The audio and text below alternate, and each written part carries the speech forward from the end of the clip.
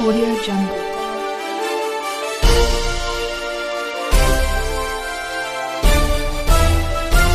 Audio Jungle.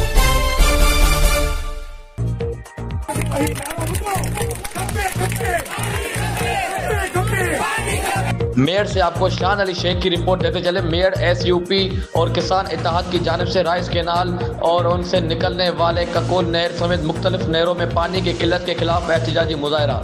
सैकड़ों अफराद का हाईवे बाईपास पर धरना। इंडस हाईवे बंद, गाड़ियों की लाइन लग गई। धरने में एसयूपी और किसान इत्तेहाद के रहनुमा सिकंदर सोडवार, मोहम्मद उमर और दीगर ने खिताब करते हुए कहा कि राइस कैनाल और उनसे निकलने वाले ककुल नहर, साले नहर, नसीरवा, राजवा, नारा डस्ट्री, सईदपुर, गंजटूट, शाख समेत मुख्तलिफ नहरों में पानी की शदीद किल्लत।